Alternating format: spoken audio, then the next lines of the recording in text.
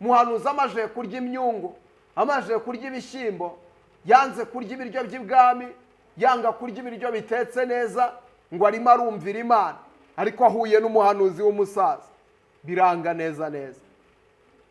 Hari abakobwa benshi bapfiriye mu byumba bya deliverance, bapfiriye mu byumba bya deliverance. Ahangaha bapfiriyemo muri ibyo byumba. Wanze gusambana, wanga gusambana n'abaguha amafaranga, ariko uyu munsi wa none ubugingo bwawe butakaje ku kintu cy'amafuti, kubera gukunda ibitangaza, kubera gukunda kuraguza cyane, kuzenguruka mu bahanuzi, kubera gukunda kugendagenda. Ntimushaka gusoma ijambo ry'Imana, ariko mupfiriye muri deliverance z'amafuti. Uyu munsi umuntu arakurongoye ngo arimo arakuderivura, ibintu by'amafuti biri aho ngaho, wishwe n'imyungu. Iyo ni imyungu, sibyo? Wishwe n'imyungu. Wowe ushize mu bwenge bwawe, ugashyira mu bwenge bwawe, sibyo? Wowe urumva umuntu yakuderivura kubera yuko yakurongoye? Urumva yakuderivura kubera yuko waryamanye nawe? Rega bakabikora n'abadamu b'ibikwerere, n'abantu ubona yuko basobanutse, ariko kubera ko banze gukunda ukuri, niyo mpamvu ubona abantu barimo barapfa, niyo mpamvu ubona abantu bapfapfanye. Imana ntiyoshywa n'ikibi, nta n'uwo yacyohesha. Rero hari abantu bapfuye kera, hari abantu bagenda ukabona baritswa ko bakorera Imana, ariko ni abahanuzi b'abasaza, ni imirambo igenda, bapfuye bahagaze.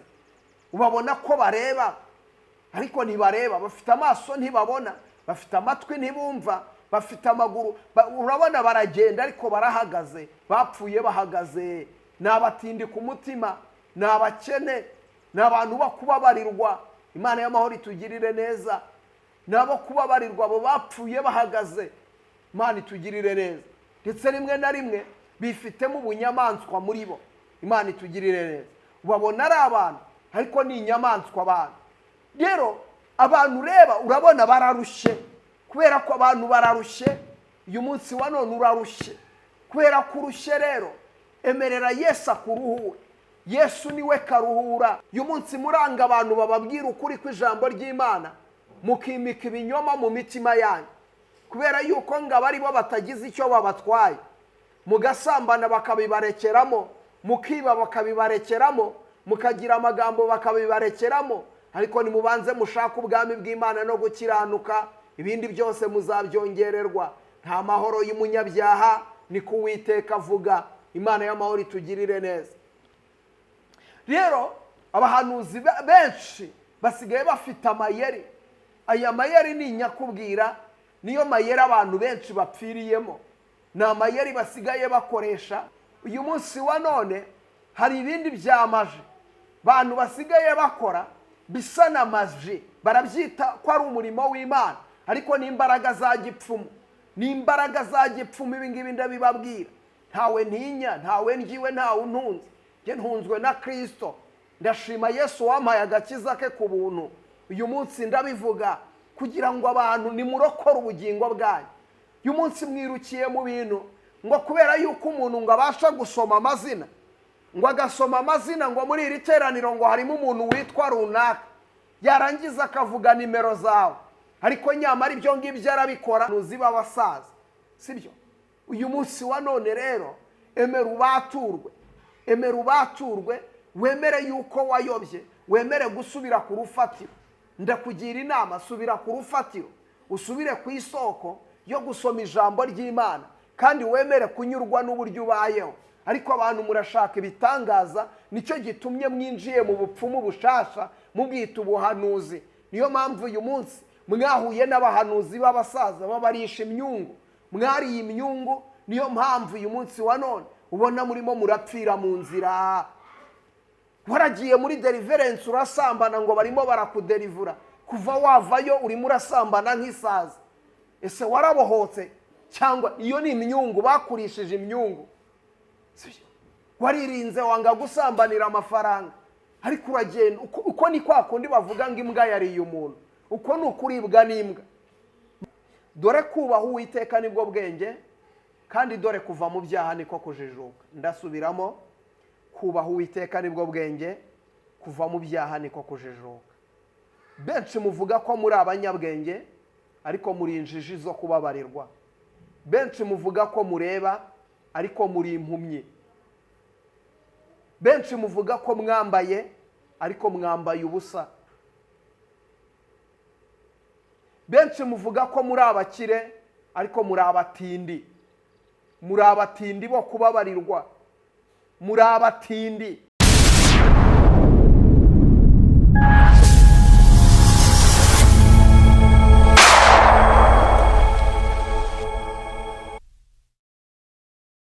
Yesu ashimwe, ndagusuhuje nkwifurije amahoro y'Imana, habwa umugisha n'Imana wogarutse kubana natwe. Imana iguhe umugisha, Imana ikugirire neza. Ndagushimira uburyo udahwema kubana natwe umunsi ku munsi. Kuboko kwiza kw'Imana nikuboneke kuri wowe. Ndabakunda cyane kandi ndabasengera. Kuri wowe bitameze neza, reka nkubwire ngo komera.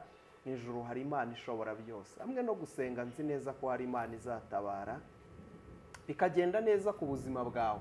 Uyu munsi urimo urabona byaranze, urimo urabona nta nzira, nta buryo, ariko ndagira ngo nkubwire ngo mu ijuru hari Imana kandi ishobora byose. Imana niyo kwiringirwa, niyo yo kwizerwa ibihe byose. Niwizera Imana ntacyo uzabura, niwizera Imana izakugirira neza kandi izagutabara. Uyu munsi biba byanze ariko ejo birakunda.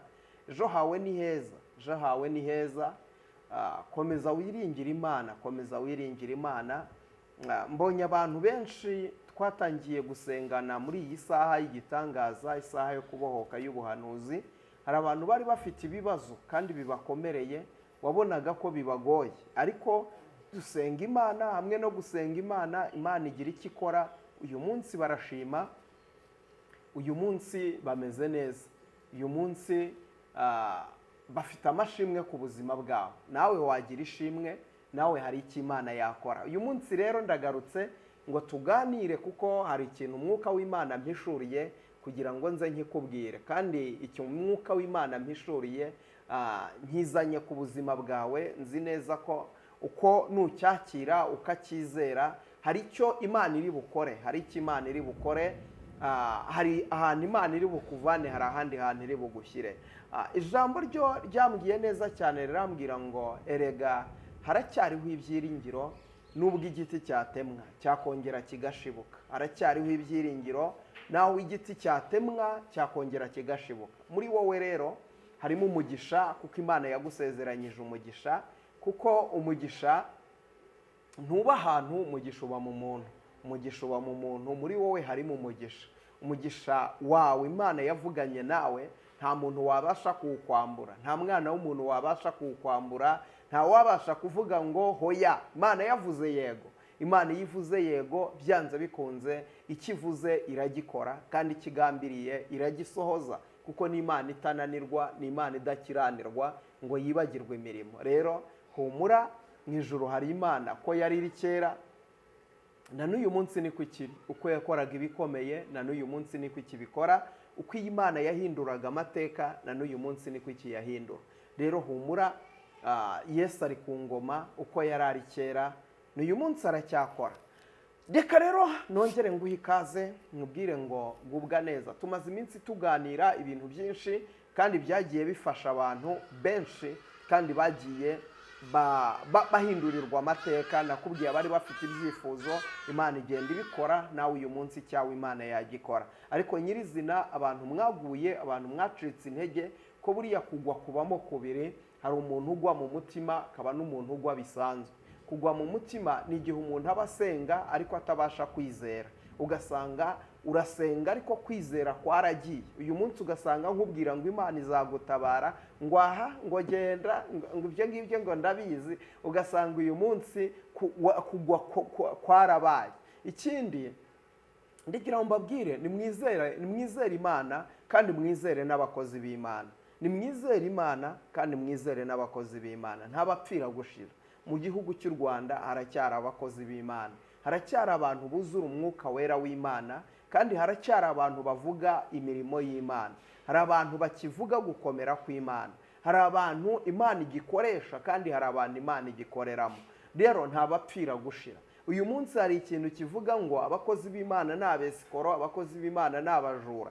Rimwe na rimwe njya nkunda kubona n'abantu, ugasanga mu bantu dusengana, ugasanga mu bantu, ugasanga rimwe na rimwe arakubwira uranyandikiye ngo ngusengere Imana, kandi nanone utangiye kumbwira ngo ntabwo wizera abakozi b'Imana.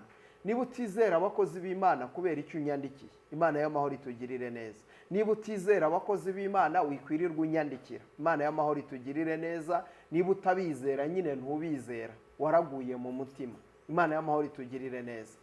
Ukeneye kwizera ko Imana ikorera mu bantu, kandi Imana ifite abantu yatoranyije ibahitamo, iravuga ngo mbahaye uyu murimo nimugende muwukore. Imana itugirire neza. Rero Imana iracyafite abakozi, ntabapfira gushira, ntabapfira gushira. Mu gihugu cy'u Rwanda haracyarimo abakozi b'Imana, baracyarimo bakorera Imana, baracyarimo bubaha Imana, baracyarimo bagendana n'Imana, bakora iby'Imana ishaka.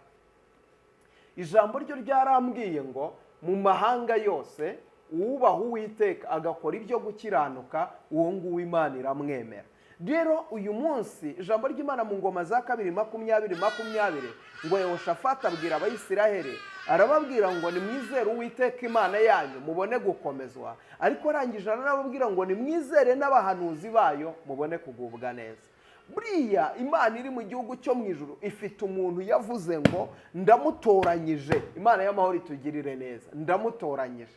Rero niba umuntu Imana yaramugiriye icyizere ikamugabiza umurimo, uyu munsi wa none wibitindaho ndetse winabizanaho impamvu. Imana itugirire neza. Ni nayo mpamvu njya nkunda kubabwira ngo ntugacumurire ku bantu b'Imana, ntugacumurire ku bantu b'Imana, kuko buriya nawe uramutse wirebye ntabwo wasanga umeze neza. Umuntu w'Imana uyu munsi yananirwa, yagwa, ariko ijambo riravuga ngo umukiranutsi wanjye naho yagwa ntabwo azarambarara. Imana y'amahoro itugirire neza. Rero ntukabe mu buzima bwo guca imanza, ntukabe mu buzima bwo guca imanza, ntukabe mu buzima bwo kuvuga abandi, ntukabe mu buzima bwa negativite gusa. Jya wemera ko hari ibyo abakozi b'Imana bashoboye. Uyu munsi jya wemera ko hari imbaraga y'abadayimoni igiza muri wowe, ugasanga ntuyishoboye kuyirukana, bigasaba yuko witabaza umukozi w'Imana akagusengera, kandi dayimoni ikakuvamo ikagenda. Imana y'amahoro itugirire neza.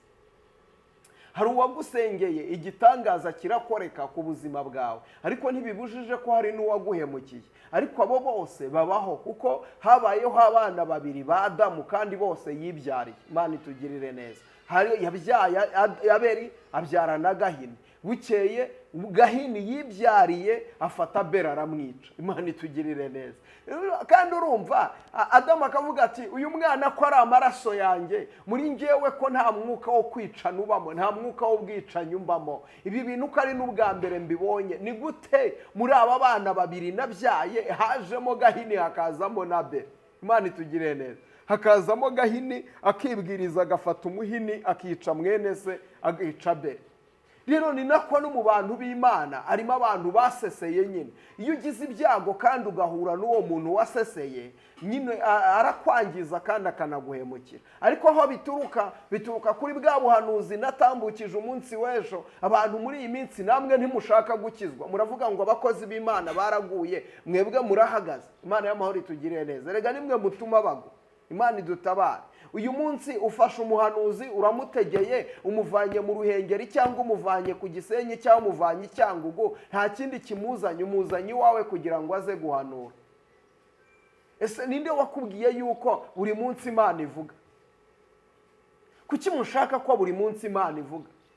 Uyu munsi nagera iwawe Imana ntivuge, ni iki kiri bube? Kandi wamutegeye kugira ngo aze guhanura.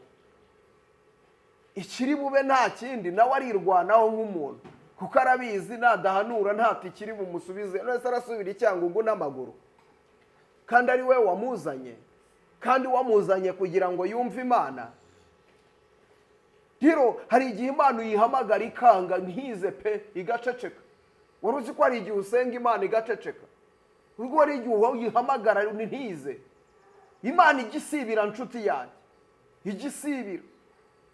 Hayi Marita na Mariya bigeze bajya guhamagara Yesu, baramubwira bati databuja ukunda ararwaye. Kandi koko Yesu na Lazaro bari bafitanye amateka.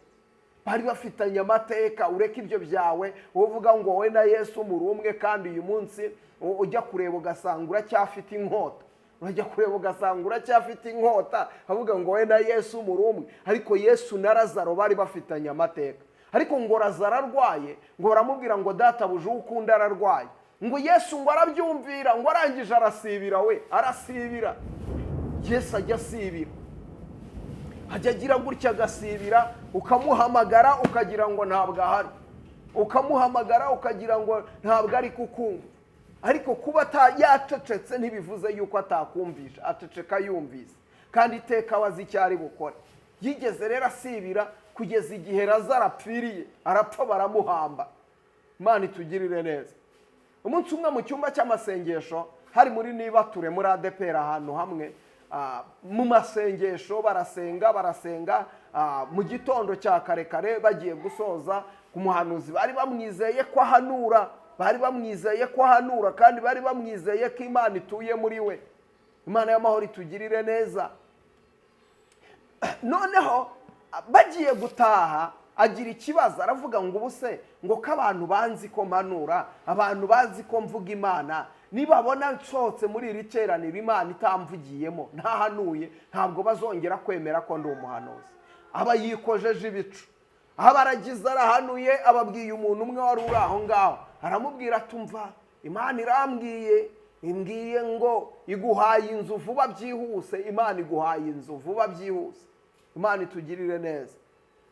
Atera haleluya z'umurambararo w'Imana ibwiye inzu. Imana itugirire neza.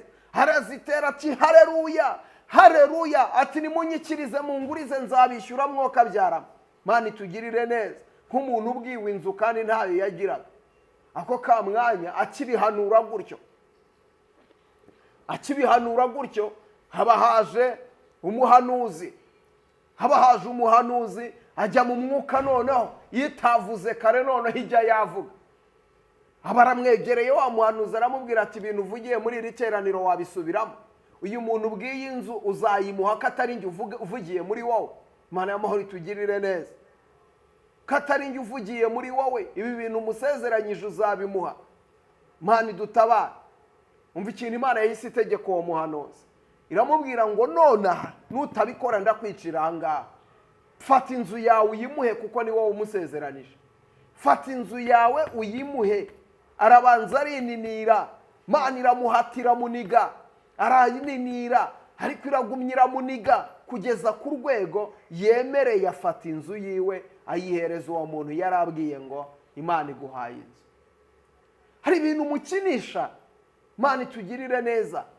Abantu benshi mushaka ngo Imana ihora ivuga, ariko ntabwo ari ko buri munsi Imana ivuga. Hari igihe isibira, hari igihe iceceka, ariko nubwo ikindi abantu mukunda ubuhanuzi, ariko siko buri gihe Imana ikora yavuze. Hari n'ibyo ikora itavuze kandi ikabikora, kandi bikaba bikomeye. Imana itugirire neza.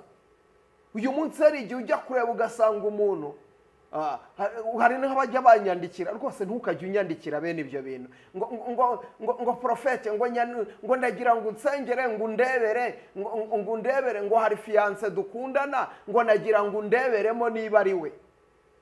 Hanyumvira murebere se niba ari we. Ni njyewe. Imana ntabwo ari izabana nawe, ni wowe uzabana nawe. Imana itugirire neza. None se ni njyewe uzi uwo ushaka? Imana itugirire neza. Ni njyewe uzi uwo ukeneye? Ngo nagira ngo undeberemo, ngo mbarize Imana, ngo niwe, ngo cyangwa ntabwo ari we. Nese uwo mukunzi utamureba? Imana y'amahoro itugirire neza. Ngo mukunzi utamureba, ayo masengesho musenga aracuramye. Tangira wowe senga isengesho rya nyaryo, sibyo? Ye waramukunze, igisigaye shyira umushinga imbere y'Imana, sibyo? Shyira umushinga imbere y'Imana, uyibwira uti Imana nshyigikira. Niba atangiye no gutana, musengereye gutana mu izina rya Yesu. Ufite ubutware bwo kumutegeka agakora icyo yiyemeje mu izina rya Yesu Kristo. Erega buriya si ngombwa yuko ugombera gusaba umuntu burya nanone. Uburyo si ngombwa yuko ugombera ngo Mana, oya. Wakunze umuntu, bishyira imbere y'Imana, ibishyigikire mu izina rya Yesu. vuga ngo Mana hari umuntu dukundana bishyigikira umushyiremo umushake umushyiremo amagambo umutegeka avuga ijambo rizima mu izina rya Yesu Kristo umutegeka reka turi abana b'Imana. Rero iyo wamaze kwisobanukirwa ntabwo ukomeza kujyana n'amarangamutima ya za karande.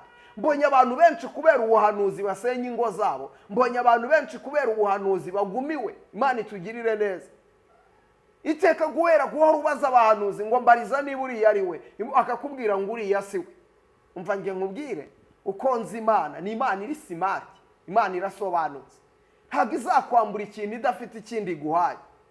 Ariko umuntu araje arakubwiye ngo uriya si fiance wawe mureke, uramuretse abandi baramwijyaniye, warangiza uramuretse aguhaye uwuhe, nuwuhe muri kubana, nuwuhe muri kugendana. Imana y'amahoro itugirire neza. Umugore murabana mubyaranye imyaka ingahe, mubyaranye abana 3 4, ngo Imana iraje iravuze ngo si uwawe. Mbere mujya kubana Imana yari iri hehe? Imana itugirire neza. Ntabwo ayo makosa Imana yayakora, kuko Imana ntikiranirwa, ntiyoshywa n'ikibi kandi nta nuwo yacyohesha.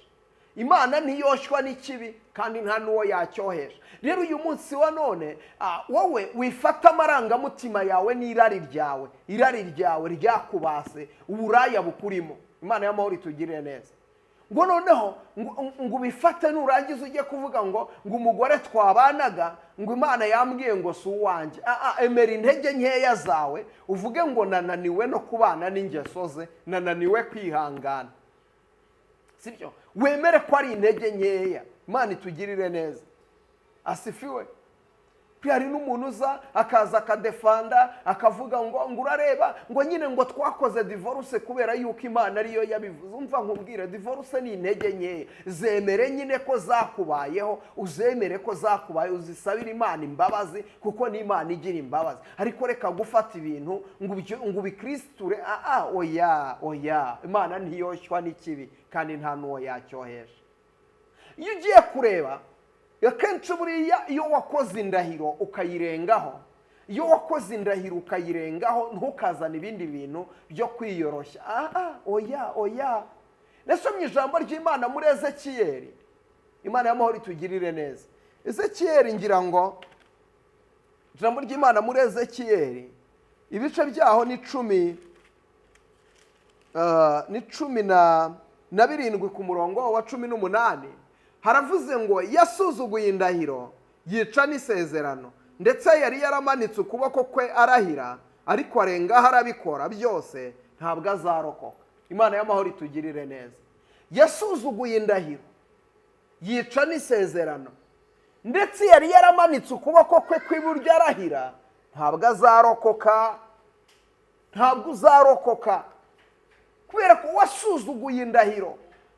Buri iteka iyo wagiranye isezerano n'umuntu, icyo ngicyo niryo sezerano. Biriya byo mu rusengero dukora, ukagenda ugasezeranya abantu ukagira gute, ni isezerano riza ari ubwa kabiri. Ariko iteka jya uzirikana ikintu wasezeranyije umuntu ugikore. Imana itugirire neza. Ariko uyu munsi niba wubatse urugo, uyu munsi ukarusenya ukavuga ngo nuko bahanuye, oya, urabeshya pe. Ni intege nkeya zabaye kuri wowe, zemere wiza kubeshyera Imana ngo uyivange mu mafuti yawe. Imana irambiwe abantu bayivanga mu mafuti yabo no mu manyanga yabo. Wivanga amanyanga yawe ngo uyavange mu by'Imana. Emera intege nkeya zawe, wananiwe n'ingeso, unanirwa kwihangana, wemere yuko wakoze icyaha, ugisabira Imana imbabazi. Imana y'amahoro itugirire neza. Emera ko wakoze icyaha, nurangiza ugisabira Imana imbabazi. Nurangiza uce bugufi, Imana y'amahoro ikugirira ibambe. Nurangiza uce bugufi, wongere wiyuzuze nayo ubona amahoro. Imana itugirire neza. Ijambo ry'Imana rirambwira ngo Yesu ni njye nzira n'ukuri n'ubugingo, ntawe ujya ajya kwa Data ntamujyanye. Yesu niwe nzira n'ukuri kandi niwe bugingo. Imana itugirire neza. Rero umuntu urimo Yesu arangwa no kugira ukuri kandi akarangwa no kugira umurongo ugororotse. Ureka kuvuga ngo urareba ngo urumva mu buzima bwawe. Imana ishimwe cyane, izina ry'Uwiteka nirishimwe. Rero ukunda Imana niwe umenywa nayo. Mureke mbabwire mwabarokoremo, nimugende uko Imana ishaka, genda uko Imana ishaka, sibyo?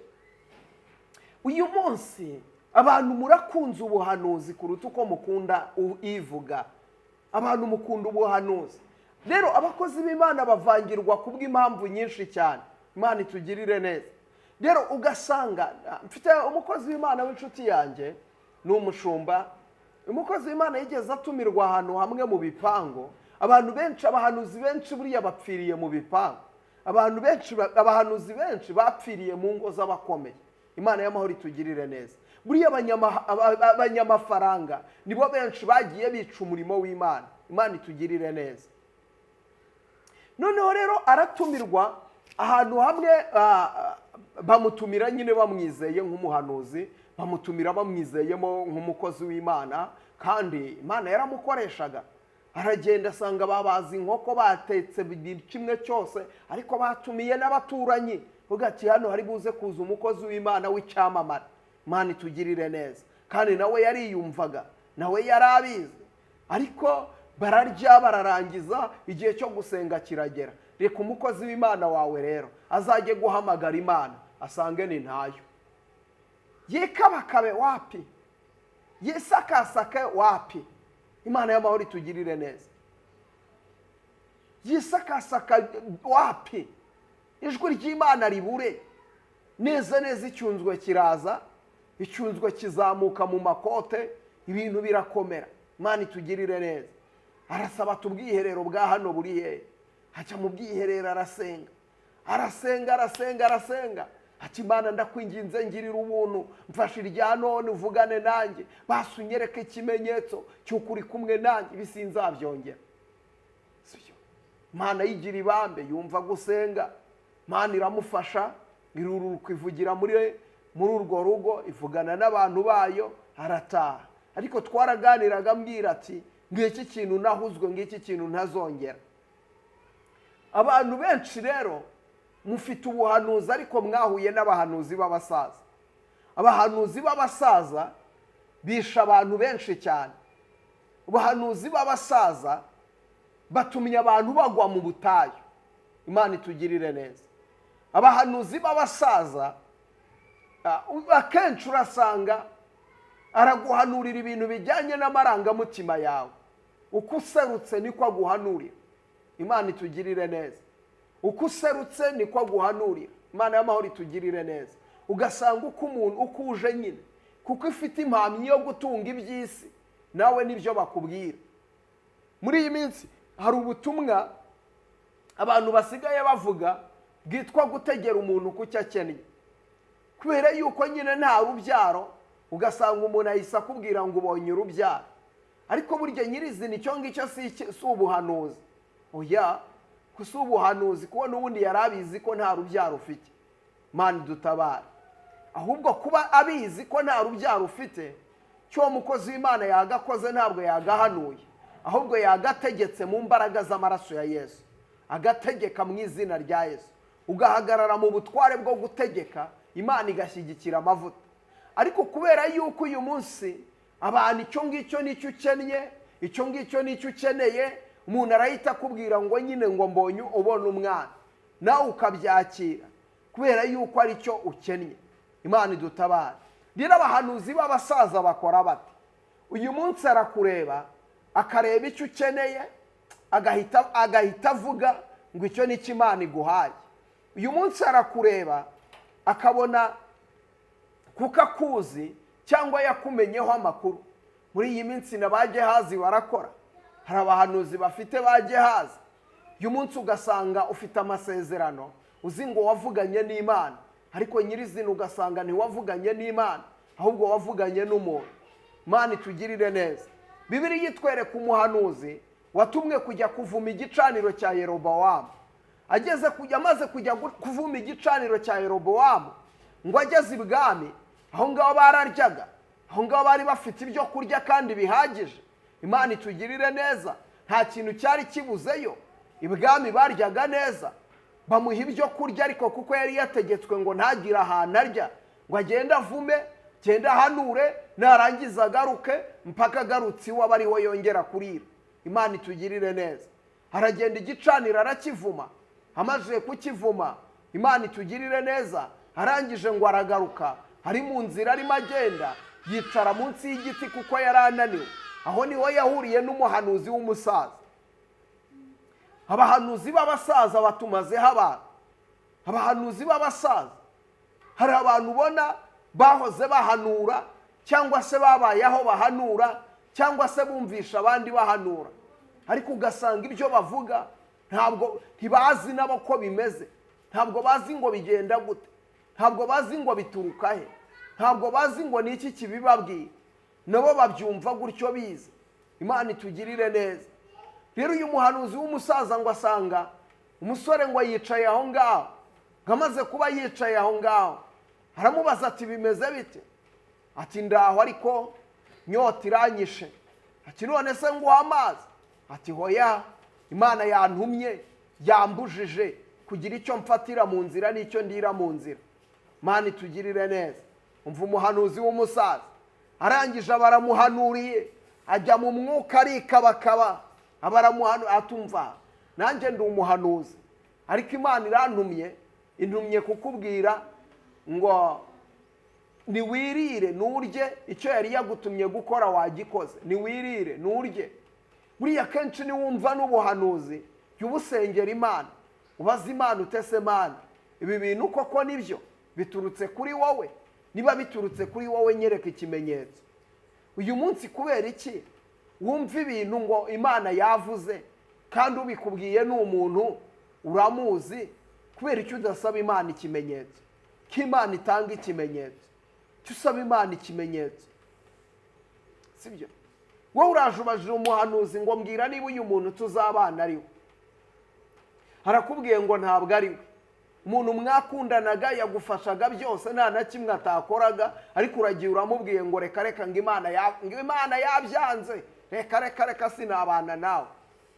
Ugasanga umwigijeyo, ariko nyamara we asanga ari we Imana yari yarakugeneye. Ariko nyamara ibintu nk'ibyo uramutse usenze ugasaba Imana ikimenyetso, Imana yakwereka ikimenyetso. Erega Imana iravuga kandi Imana irahishura. Umuhanuzi si bwo bamubwiye batirire, atirire rwose irira, Imana ivuganye nanjye ngo niwirire. Umuhanuzi w'umusaza afata wa musore amujyana iwe, aramubwira ati noneho atirire, amugaburira imyungu, amuha n'ibishyimbo, amuha n'igikombe cy'amazi arenza. Avuye ibwami yanze inyama, avuye ibwami yanze amata, avuye ibwami yanze kurya neza, ariko umuhanuzi w'umusaza amugaburiye imyungu. Abantu benshi bapfuye hano hanze aha ngaha, bapfuye bishwe n'imyungu. Ntabwo ari ibintu bizima birimo birabica, baricwa n'imyungu kandi nta handi bituruka, byaturutse ku bahanuzi b'abasaza. Abahanuzi mwahuye nabo ntabwo bari abanyabo, bari abatuburano, bahanuye ibijyanye n'amarangamutima yabo, ariko namwe kubera ko mwanze gukunda ukuri ibagirisha kubasheshenga. Hari abantu benshi mufite amasezerano, ariko nyamara ayo masezerano ni amahuri. Ayo masezerano mwarasheshenzwe, ntabwo aturuka ku Uwiteka Imana. Muhanuzi si bwo ari y'imyungu. Ni ukuri hari abakobwa bavuye muri korali batayivanwemo n'ikintu gifatika, bayivanwemo n'imyungu. Imyungu yabavanye muri korali, ibavanamo pe. Hari abahanuzi bari bazima, kubera kujya mu bipangu imyungu ibavanaho amavuta bashiraho pe. Amavuta yabashizeho, uyu munsi basigaye bakanura, arareba ukagira ngo arakurya akanura, ubugira ngo ni ikimodoka cy'intambara. Imana y'amahoro itugirire neza.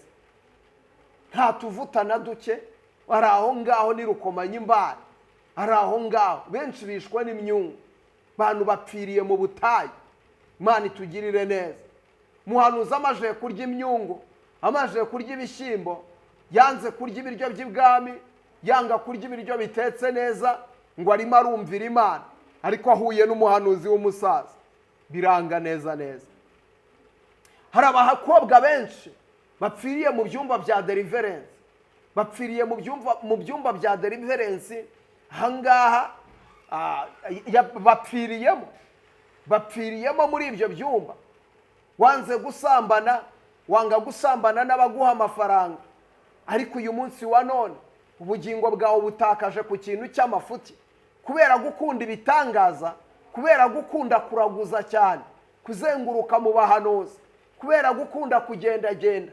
Ntimushaka gusoma ijambo ry'Imana, ariko mupfiriye muri deliverance z'amafuti. Uyu munsi umuntu arakurongoye ngo arimo arakuderivura ibintu by'amafuti biri aho ngaho, wishwe n'imyungu. Iyo ni imyungu, sibyo? Wishwe n'imyungu.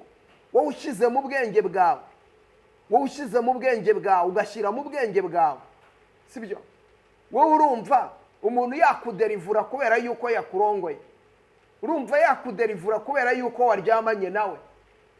Erega bakabikora n'abadamu b'ibikwerere, n'abantu ubona yuko basobanutse, ariko kubera ko banze gukunda ukuri, banze gukunda ukuri, niyo mpamvu ubona abantu barimo barapfa, niyo mpamvu ubona abantu bapfapfanye, barapfuye cyane, sibyo?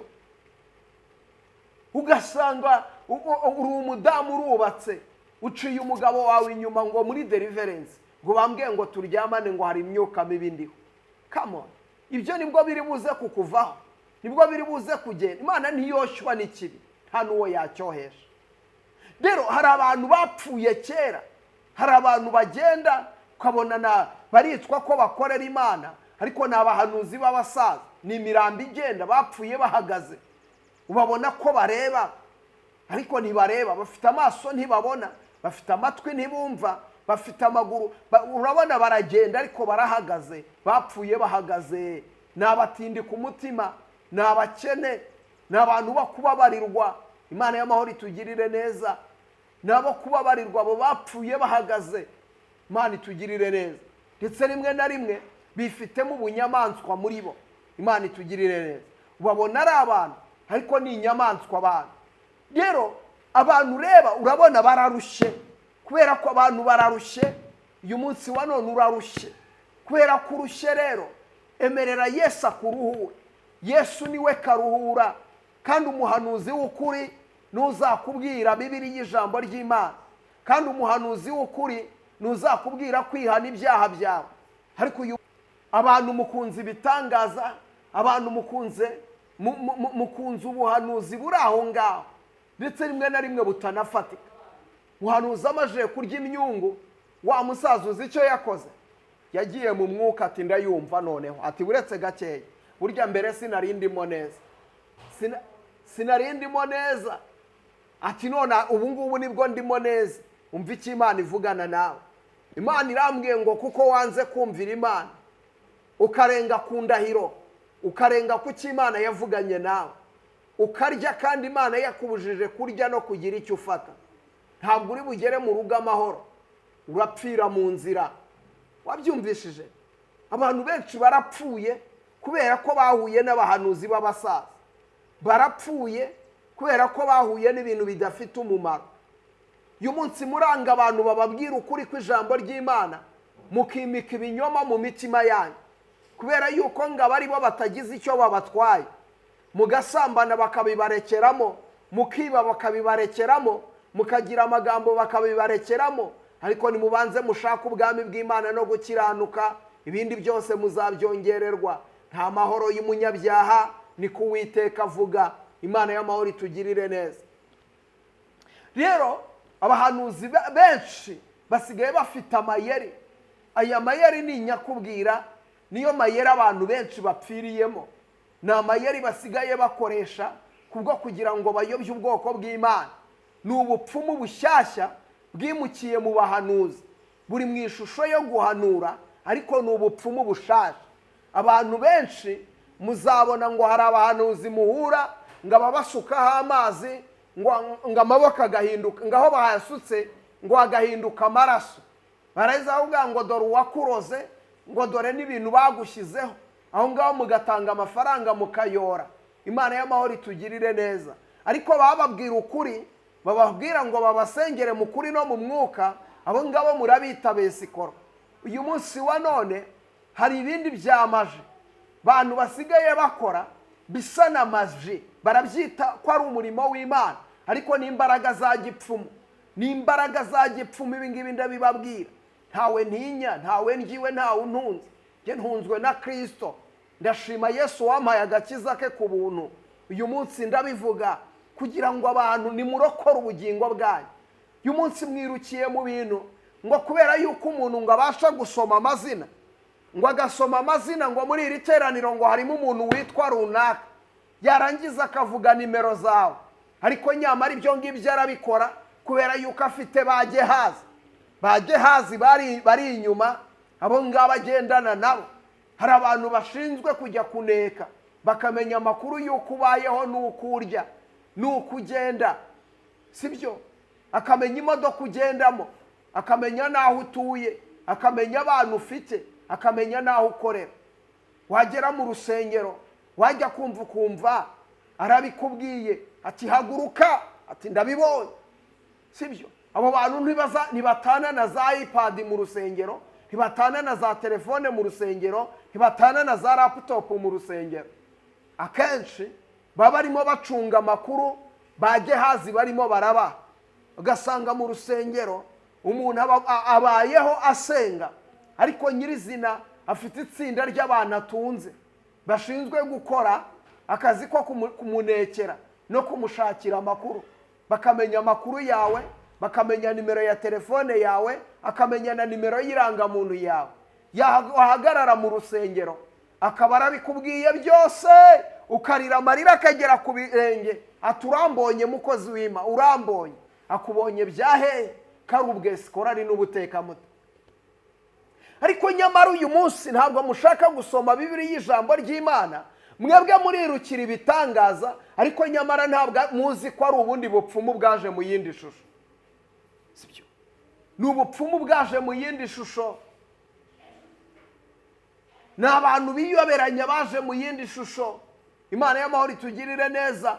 Kandi ibyo bintu murabiyobotse ngo niwe muntu w'Imana, ngo kubera ko avuga n'amazina, ngo n'umwenda wambariyemo imbere arawumenya. Imana y'amahoro idutabara. Umuhanuzi w'umusaza arisha umusore imyungu. Umusore ageze mu nzira ahura n'intare. Intare iramushwanyaguza.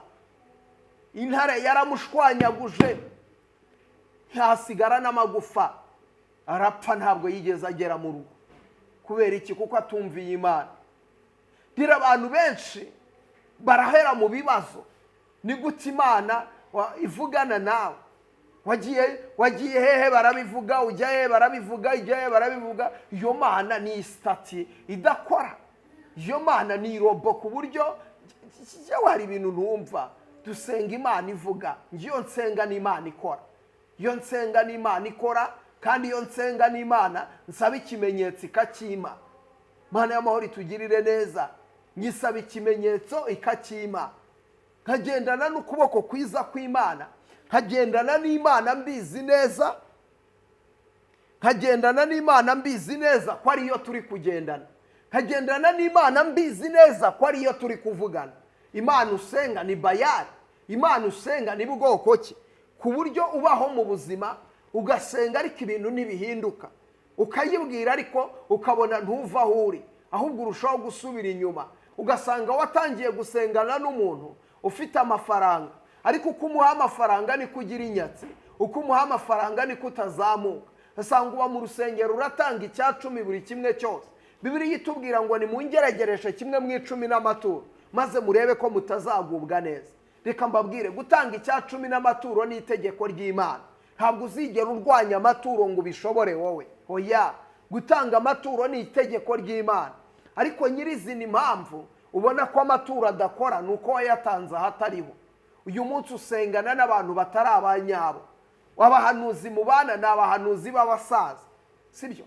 Uyu munsi wa none rero emera ubaturwe, wemere yuko wayobye, wemere gusubira ku rufatiro.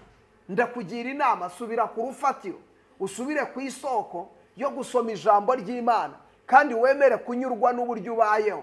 Ariko abantu murashaka ibitangaza, nicyo gitumye mwinjiye mu bupfumu bushasha mubwita ubuhanuzi.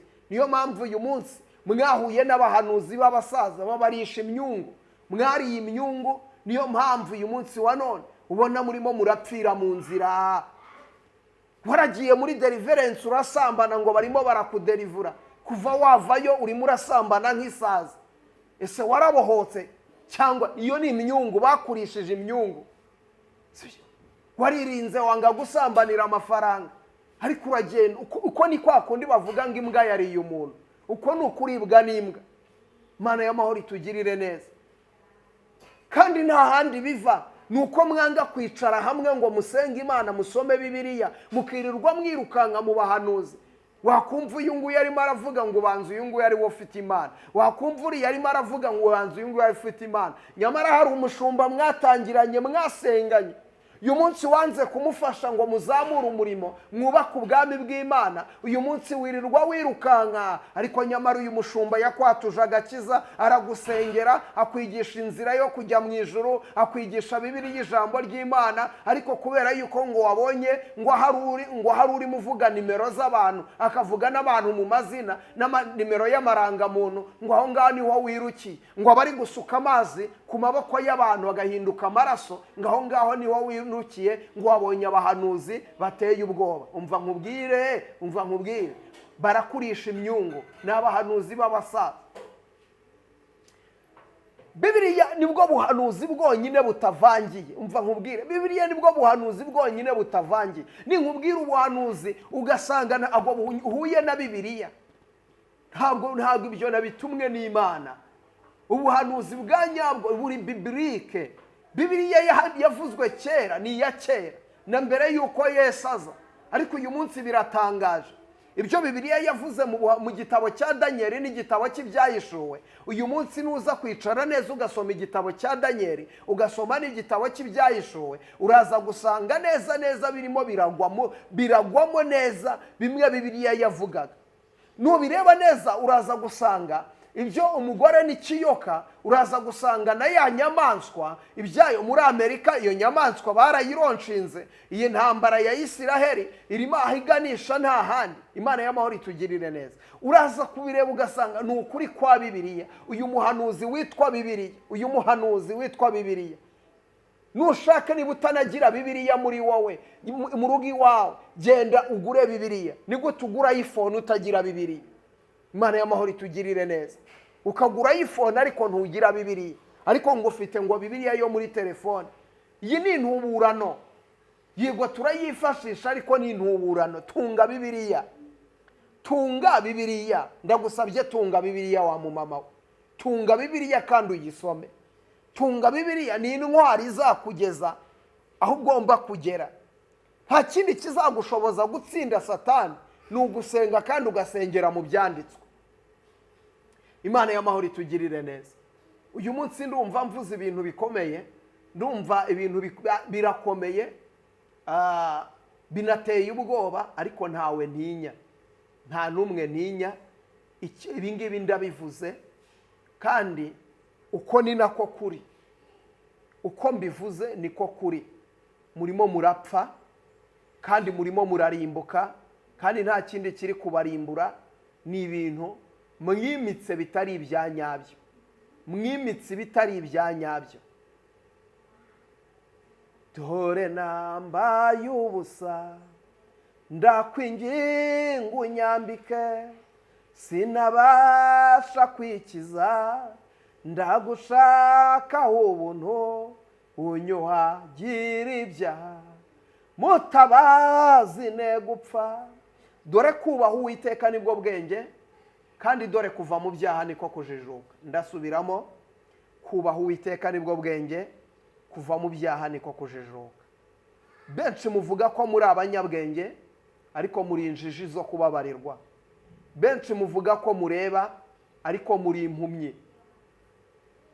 Benshi muvuga ko mwambaye, ariko mwambaye ubusa. Benshi muvuga ko muri abakire, ariko muri abatindi. Muri abatindi bo kubabarirwa, muri abatindi. Ndongera mbisubiremo, muri abatindi. Imana y'amahoro ibagirire neza, Imana y'amahoro ibishimire. Ndashoje. Imana ibagirire neza, ukuboko kwiza kw'Imana kuboneke kuri mwebwe. Imana ibarebe neza, ndabakunda, ntimukabure ku Mwuka Wera. ibiganiro byacu byo nakagaruka. Shalom shalom, Imana ibane.